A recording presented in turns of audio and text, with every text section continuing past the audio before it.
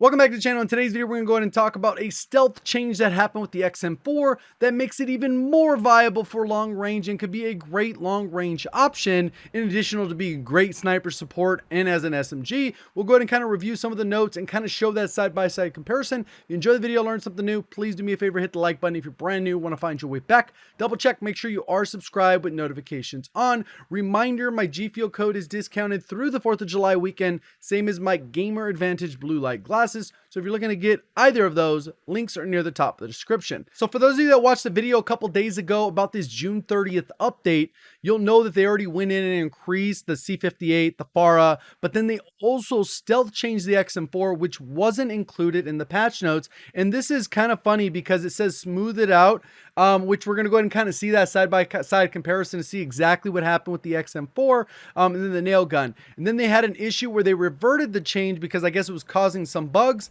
but now it is back into the game. So if it felt like after you watched that video, you went into the game and felt like, oh man, this thing still have no recoil, it's because they didn't change anything at that point. They had changed it, they reverted it, but now the change is back in the game. So these recoil patterns have been changed slightly, increased for the C58, increased for the FARA, but also smooth out for the XM4, which isn't necessarily an increase or a decrease, but you'll kind of see exactly what I mean. Let's go ahead and take a look at the recoil pattern. So here's a look at the old versus the new XM4. Actually, luckily, right when they changed all the barrels that went in, and I took specific screenshots with a lot of the long range options, using a 45 round mag, using the agency or GRU, using the last barrel, using a field agent grip, serpent wrap, or whatever you want.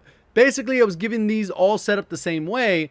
And you can see right here, one of the things that I talked about, why sometimes it'll feel like the XM4 is just a little bit harder to use at range, is because this big old kink that is visible right here on the screen. But you can see that has definitely been smoothed out. To get a little bit better image, let's go ahead and look at the negative of this. And right here, you can see it pretty clear how those recoil patterns go. So it's a significant change, and this will make the XM4 even easier to use at range and be a little bit more consistent. Up close, not a huge deal, but it will still feel like it has less recoil, especially when you start stacking on all those various attachments when it comes to those mid to long range sniper support. XM4, it's always been good, but now it's going to be a little bit easier. And I think they've done this change to kind of even it out with the FARA, because the FARA, as we talked about in the previous one, after they did update it, it's still relatively easy to use. Maybe not beam somebody at 200 meters, good, but it relatively there to compete. And they're really trying to push as many weapons